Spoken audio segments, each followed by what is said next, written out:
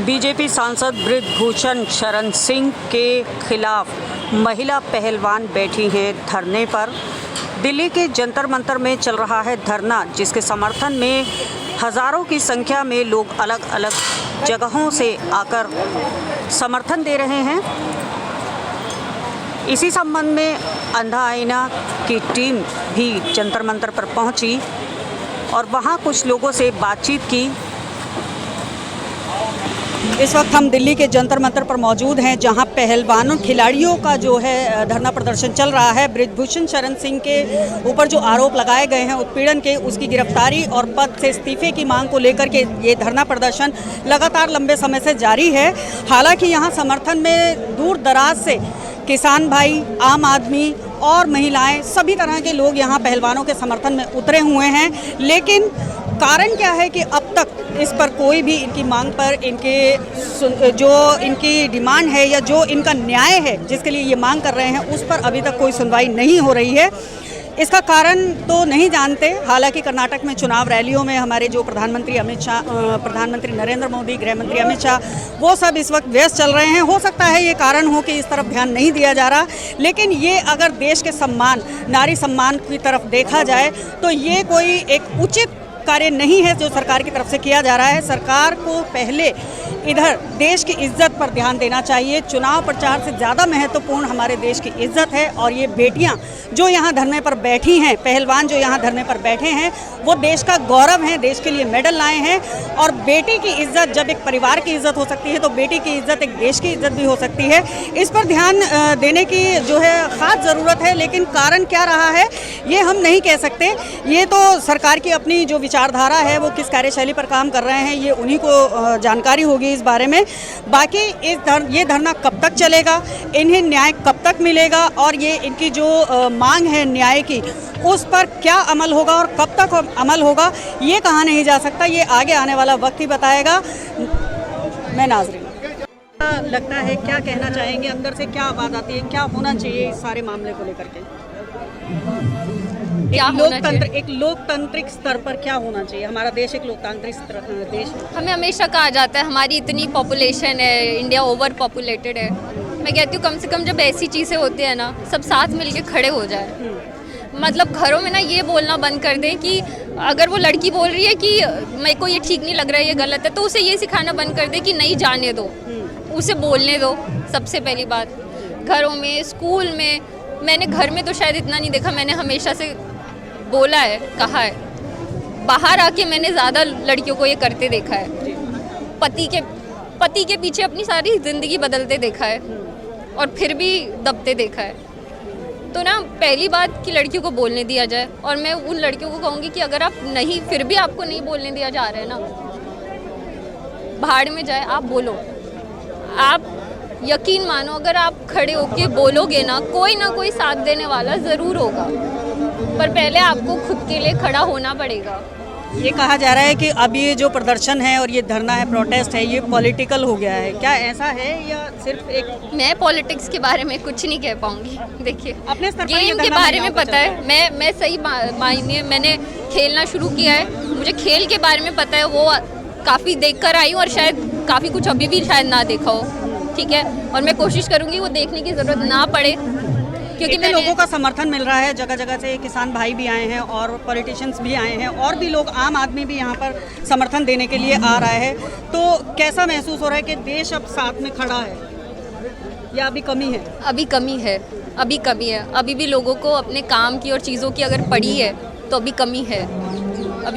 क्या मैसेज देना चाहिए? देखो, मैं कहूँगी, मैं भी अपना काम और सब चीज़ें छोड़ के आई हूँ, है ना।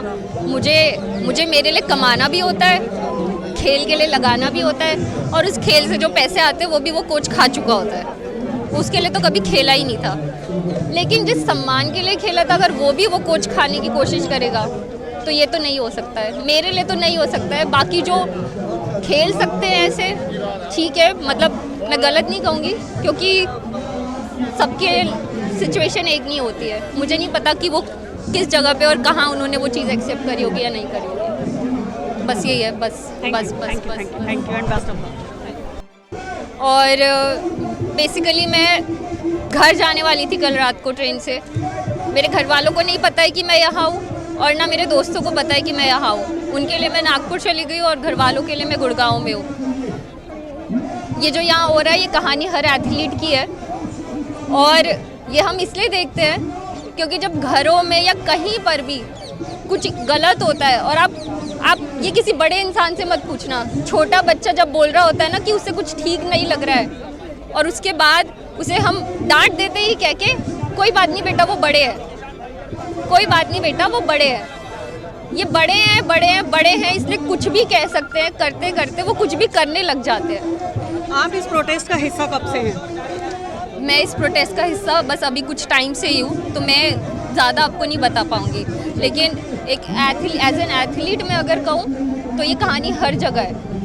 आप भी एक खिलाड़ी हैं और ये प्रोटेस्ट भी एक खिलाड़ियों का चल रहा है, उनके साथ जो उत्पीड़न हुआ है उसको लेकर के ये सारा जो प्रदर्शन है वो चल रहा है और काफ़ी लंबा समय हो गया अब इसको कहें तो। क्या लगता है अब ये कब तक और जारी रहेगा और जो आपकी यहाँ खिलाड़ियों की डिमांड है, पहलवानों की हमारी डिमांड है, वो कब तक पूरी हो पाएगी? सरकार की तरफ से कैसा कोई आश्वासन मिला है या नहीं अब तक? देखिए, सरकार की तरफ से अगर आश्वासन होता तो सरकार यहाँ मतलब आपने शायद सुना नहीं कि अभी तक रिपोर्ट भी ढंग से नहीं लिखी गई है, ना वीडियो रिकॉर्डिंग की गई है, तो सरकार की तरफ से सपोर्ट नहीं है। सरकार की तरफ से जो सपोर्ट है, आरोप है उनका ये कहना है कि जब जांच होगी तो सारा सच सामने आ जाएगा, दूध का दूध पानी का पानी हो जाएगा। तो इसका क्या मतलब है? क्या चाहते हैं कि जांच जल्द से जल्द होनी चाहिए? हाँ, है ना? तो इतना टाइम लगना ही क्यों चाहिए? अगर ये फीमेल के ऊपर है ये मुद्दा, तो इतना वक्त क्यों लग रहा है ये चीज़ों को? सरकार हमारी नारी सशक्तिकरण पे काफी बड़े बड़े दावे वादे भी करती है, योजनाएं भी चलाती है नारी सम्मान को सरकार से ही पूछना पड़ेगा। पता चला कल को आपको क्या लगता है कि कहाँ तक जा रहे हैं वो दावे, कहाँ तक जा रही है वो योजनाएं इनकी? वो दावे यहाँ तक भी नहीं जा रहे कि मोदी जी यहाँ आ जाए उठ के। अच्छा, इतने जो हमारे देश के खिलाड़ी हैं, देश का गौरव हैं ये रेसलर्स, इनको इतना संघर्ष करना पड़ रहा है अपनी लड़ाई लड़ने के लिए, न्याय मांगने के लिए, तो एक आम महिला की अगर बात करें तो उस पर क्या बीती होगी और किस तरह से वो अपनी लड़ाई लड़ पाएगी ऐसे माहौल में? दो बातें हैं। एज एन एथलीट आपको ये पहले दिन से बताया जाता है कि आपको संघर्ष करना है, ठीक है। देखो, जहाँ बात खेलने की होती है उस संघर्ष के लिए तो खुशी से एथलीट तैयार होता है, पर शायद वो मेडल लेके ना, जो मेडल से सम्मान लगता है शायद वो सम्मान ख़त्म हो जाता है पहले ही अंदर कहीं। मुझे नहीं पता कि अगर ऐसे एथलीट्स हैं जिन्हें सही में सम्मान लगता वो लेने के बाद, पर मुझे तो नहीं, मुझे ऐसा महसूस हो रहा था कि एक खिलाड़ी होने के नाते कभी सोचा था आपने कि महिलाओं को अपने जीवन की कामयाबी के संघर्ष के अलावा ऐसा भी संघर्ष करना पड़ेगा? महिलाएं बहुत कुछ देख रही होती है। मैं कोच भी हूँ और मेरे क्लाइंट्स मुझे कई बार बोलते हैं आके कि वो तो गुंडा है मैम, हम क्या कर लेंगे। तब मैं उनको कोशिश करती हूँ ये समझाने की कि वो क्या क्या नहीं कर सकते हैं, साथ मिलके अगर खड़े हो जाएं या खुद भी अगर खड़े हो जाएं। मुश्किल ये है कि वो खुद खड़े नहीं होते हैं क्योंकि उन्हें साल दर साल जन्मों से ये बताया गया है कि वो महिला है, वो अकेली है, उसे किसी की ज़रूरत है और ये सब बकवास की बातें। क्या खड़ा होना ही क्या लगता है ये संघर्ष केवल महिलाओं का है? एज एन एथलीट ये संघर्ष केवल महिलाओं का नहीं है, क्योंकि मुझे पता है कई ऐसे लड़के जिन्हें मैंने देखा है जो मुझसे कई ज़्यादा बेहतर खेलते हैं, लेकिन सिर्फ कहीं ना कहीं इसलिए ना खेल रहे होते हैं क्योंकि उन्हें पता है कि आगे शायद कोच खेलने नहीं देगा। जो सिस्टम और कानून व्यवस्था के बारे में क्या कहेंगे? क्योंकि केवल महिलाएं नहीं, आज के टाइम में सभी लगभग न्याय के लिए संघर्ष कर रहे हैं। अगर आप गेम्स को देखो, इंडिया में सिस्टम नहीं है और इसलिए ये चीज़ें, सिस्टम होता तो ये चीज़ें नहीं होती। कानून व्यवस्था के बारे में क्या लगता है? कैसा जो ये FIR इतनी लेट हुई है और अब अगर सरकार इतना टैक्स ले रही है, 18% GST ले रही है हर चीज़ों पर, वो टैक्स कहाँ जा रहा है? क्यों वो स्पोर्ट्स में भी ये सब आजकल न्यूज़ में दिखाया जाता है कि ये हो रहा है, इसमें लगा रहे हैं, उसमें लगा रहे हैं, पर वो दिखता नहीं है। आप देखो, मुझे कई ऐसे एथलीट्स पता है वो इंटरनेशनल खेलने जाते हैं लेकिन वो अपने पैसों पे जाते हैं, वो स्पॉन्सरशिप कहीं और से ले रहे होते हैं। तो सरकार कहाँ है फिर? कब तक आपका समर्थन बना रहेगा इन पहलवानों के साथ? देखिए, मैं तो अब यहीं पे हूँ, अब तो मैं यहीं पर हूँ। मतलब जब तक न्याय नहीं मिलेगा तब तक अब ना मैं गुड़गांव में हूँ, अब ना मैं नागपुर में, अब मैं यही हूँ। अब मेरे को ये नहीं पता कि मेरे घर वालों का क्या रिएक्शन रहेगा, मुझे कोई आइडिया नहीं है, क्योंकि मेरे जैसी लड़की से ये एक्सपेक्टेशन शायद किसी को ना हो, पर ठीक है। मैम, सबसे पहले तो हमारे दर्शक आपके बारे में जानना चाहेंगे। मेरा नाम डॉली है, मैं हरियाणा स्टेट सिल्वर। आइए हम जानना चाहेंगे कि आप यहाँ क्यों आई हैं, कौन है और किस मकसद से यहाँ पर आई हैं आप जल्दी। जी बिल्कुल, हम दोनों ही प्रोजेक्ट कॉर्नेलिया से हैं। मैं फाउंडर हूँ और ये फाउंडिंग मेंबर हैं। मेरा नाम आकांक्षा है, शीर्ष सौंदर्या। सबसे पहले तो हम 2 ऑब्जेक्टिव से यहाँ आए हैं। पहला जो हमारा ऑर्गेनाइजेशन है प्रोजेक्ट कॉर्नेलिया, वो इस फील्ड में काम करता है कि जो फीमेल का डेमोक्रेटिक रिप्रेजेंटेशन है, जैसे कोई भी मुद्दा होता है डेमोक्रेसी में तो उस पर जो बात होती है वो जनरली मर्द करते हैं। तो जो फीमेल्स हैं उनको आगे आने में कोई तो हिचक है, जिसकी वजह से वहाँ पर रिप्रेजेंटेशन की कमी है और हम उसी क्षेत्र में काम करते हैं। हम ये समझने की कोशिश कर रहे हैं पहले तो कि क्यों होता है ऐसे, और फिर हम इंटरवेंशंस के थ्रू उन तक पहुँचते हैं, उनसे बात करते हैं। आप एक यूथ हैं और जहाँ तक लगता है कि ये एक मामला जो है नारी सम्मान का है और महिलाओं के, लड़कियों के साथ जो उत्पीड़न है उसका मामला है, तो उसमें क्या लगता है कि हमारे इन पहलवानों के समर्थन में जो संख्या है वो महिलाओं की बहुत कम दिखाई दे रही है, ठीक है। तो उसमें महिलाओं से भी ज़्यादा अगर मैं बात करूं तो जो वृद्ध महिलाएं हैं उनकी फिर भी यहाँ पर संख्या दिख रही है, लेकिन जो यूथ है हमारा, जो लड़कियां हैं, जो मतलब कि ये कहें कि फ्यूचर भी हैं और उन्हीं के साथ ये कंडीशंस जो हैं रोज़मर्रा में सामने आती है, क्यों नहीं वो यहाँ पर अभी तक उस तादाद में आ पाई हैं जिसमें होना चाहिए।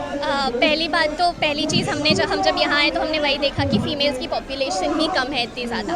दूसरी बात क्यों नहीं आती है, तो अगर मैं सच्चाई बताऊँ, मेरे पेरेंट्स ने मुझे स्ट्रिक्टली मना किया था कि मैं यहाँ ना आऊँ, क्योंकि मैं ये काम करते हैं। हमारे घर में यही बोला गया है कि आप नहीं जाएंगे वहाँ पर, क्योंकि वहाँ पर आपकी सेफ्टी को खतरा हो सकता है। पहला, हमें ये जब भी प्रोटेस्ट हम करें तो हमें ये इंश्योर करना होगा और फीमेल ऑर्गेनाइजेशन और फीमेल पुलिस ऑफिसर्स को ये शांत, मतलब किसी न किसी तरह से अश्योर करना होगा कि ये जो आप आएंगी, आप जब अपना डिसेंट दिखाएंगी यहाँ पर, तो आपकी सेफ्टी को खतरा नहीं होगा। आप यहाँ पर अपनी आवाज़ दे रहे हैं, जो कि बहुत ज़रूरी है। ये जो कहा जाता है लड़कियों से कि आप वहाँ मत जाइए, वहाँ आपकी सेफ्टी को खतरा है, और सबसे मेन बात ये है कि सेफ्टी को खतरा है किससे, सही ना, जिससे खतरा है उसी को हम देख रहे हैं कि वो यहाँ काफ़ी लोग समर्थन में भी हैं और खतरा बृजभूषण सिंह जैसे लोगों से है। तो इस खतरे को महसूस करके अगर लड़कियाँ आगे आना बंद कर दें, तो ये जो इतने बड़े स्तर पर धरना प्रदर्शन चल रहा है, तो इस तरह का तो फिर कोई आवाज़ ही ना उठाए तो क्यों ये धरना चल रहा है यहाँ पर। जी बिल्कुल, यही समझना होगा। सभी महिलाओं से बहुत बहुत विनम्र निवेदन है कि प्लीज़ आइए, ज़्यादा से ज़्यादा संख्या में यहाँ आइए, और जब आप अपनी आवाज़ देंगी तभी उनकी आवाज़ दूर तक पहुँचेगी। और ये सिर्फ और सिर्फ रेसलर्स या रेसलिंग के डोमेन का मामला नहीं है, क्योंकि जैसा अभी हमारी बात भी हो रही थी, तो आपने कहा सेक्सुअल हरासमेंट जैसी जो घटनाएं हैं वो सड़क चलते हमारे साथ हर रोज़। अच्छा, ये नहीं लगता कि ये जो सेक्सुअल हैरेसमेंट की घटनाएं जो आए दिन बढ़ रही हैं, ये तो एक पहलवान खिलाड़ी हैं, देश के गौरव हैं, मेडल लाए हैं, एक एज अ सेलिब्रिटी आप इनको मान लीजिए, लेकिन जो एक आम लड़कियां हैं जो रोज़ सड़क पर चलती हैं, अपनी जॉब कर रही हैं, अपनी लाइफ के लिए स्ट्रगल कर रही हैं, उनके साथ ये कंडीशंस आए दिन आती रहती हैं, तो उनकी आवाज़ ना उठाने का जो रीज़न है वो कहीं ना कहीं हमारे पेरेंट्स कह लीजिए या बुजुर्ग कह लीजिए, उनका जो रोका जाना है उसकी वजह से भी ये लड़कियां जो है डीमोटिवेट होती हैं। तो इसका कारण कहीं ना कहीं हमारे ही परिवार से पैदा होता है, ऐसा मान सकते हैं। परिवार से इसलिए पैदा हो रहा है क्योंकि कहीं ना कहीं बेटियों को एज अ होल इक्वेट इज्जत से करते हैं हम। तो अगर हमारे साथ कुछ गलत होता है तो हमारे लिए हमसे ज़्यादा चिंता हमारे घर वालों को हमारी इज्जत की होती है। उन्हें ये बोला जाता है कि हमारी इज्जत को खतरा है, ये नहीं बोला जाता कि मेरी एज अ ह्यूमन पर्सनालिटी मुझे खतरा है। तो ये सोच पहले तो बदलनी होगी। दूसरी चीज़, हम आवाज़ इसलिए नहीं उठा पाते हैं क्योंकि हमें लगता है कि हम पूरे परिवार को इन्वॉल्व करेंगे, और क्योंकि परिवार ऑलरेडी हमें सपोर्ट नहीं कर रहा है तो हम इनके खिलाफ आवाज़ उठा के कर भी क्या पाएंगे। और ये मामला आए दिन हमारे, ये नहीं लगता कि ये जो मेंटालिटी है लड़कियों की कहें या पेरेंट्स की कहें या जो बुजुर्ग हैं जिनकी ऐसी मेंटालिटी रहती है उनको कहें, कहीं ना कहीं यही मेंटालिटी बृजभूषण शरण सिंह जैसे लोगों को या जो आम लोग हैं उन लोगों को इस चीज़ के लिए आमादा करती है, बढ़ावा देती है। बिल्कुल बिल्कुल, ये जो विक्टिम ब्लेमिंग कहा जाता है कि अगर, और इसी से महिलाएं इसी कारण अपनी आवाज़ नहीं उठा पाती, अगर वो जा रही हैं तो उनको ही बोला जाएगा कि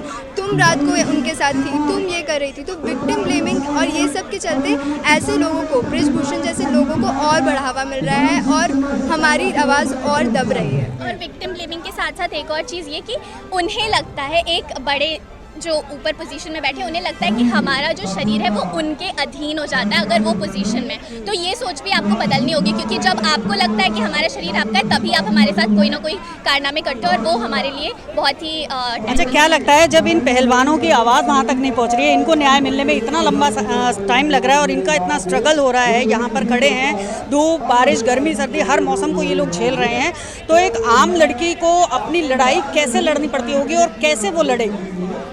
अगर मैं सच बताऊं तो हम एज या फीमेल इसमें क्या कमी मानते हैं? सिस्टम की कमी मानते हैं या आवाज़ उठाने वाले की खुद की कमी? सिस्टम, सोसाइटी, सब चीज़ों की कमी पूरी है। सिस्टम और सोसाइटी मिलके ही ये होता है कि हम आवाज़ नहीं उठा पाते हैं, हम लड़ नहीं पाते हैं अपनी लड़ाई, क्योंकि हर तरफ से हमें रोका जाता है। और दूसरी चीज़ ये है कि सिस्टम सुनने, कल भी कुछ ऐसा हुआ जहाँ पर पुलिस तो आई बचाने, कुछ ऐसी घटना हुई जहाँ पर पुलिस आई बचाने, लेकिन वो ये बोल के चली गई कि आप इनको हॉस्पिटल ले जाओ और ख़त्म करो बात। तो जब पुलिस ऑफिसर जिन पर हम डिपेंडेंट हैं, हम रात को निकलते हैं काम करने, सरकार कहती है कि नारी सम्मान और नारी सुरक्षा इतनी बढ़ चुकी है कि रात को आधी रात को स्कूटी पे गहने लाद के लड़की जा सकती है, जबकि अगर खाली दिल्ली की बात करें तो जितने कांडियां हो चुके हैं वो किसी से भी अनजान नहीं है। तो अगर एक छोटा जो हमारा राज्य है दिल्ली, अगर एक दिल्ली की बात करें तो यही नारी सुरक्षा और नारी सम्मान की धज्जियां उड़ती हुई दिखाई दे रही हैं, तो पूरे देश की अगर बात करें तो वहाँ तो फिर कहा नहीं जा सकता। तो इसमें सरकार जो ये नारी सम्मान और नारी सशक्तिकरण के दावे कर रही है, इसको कहाँ तक मानती है सफल हो रहा है? अब वो सिर्फ और सिर्फ कागज़ों पर है और सिर्फ उनकी बातों में है। अगर ज़मीनी हकीकत देखें तो हम और आप देख रहे हैं कि यहाँ पर महिलाएं ही महिलाएं के लिए खड़ी नहीं हो पा रही है, क्योंकि उन्हें अपनी सुरक्षा की भी चिंता है। तो फिर कहाँ है सशक्तिकरण? नारी अपने आप को सुरक्षित महसूस नहीं सुरक्षित नहीं कर रही है, किसी भी कीमत पे नहीं कर रही, वो बोलने तक को नहीं आ पा रही है, तो फिर नहीं है, बिल्कुल भी नहीं है।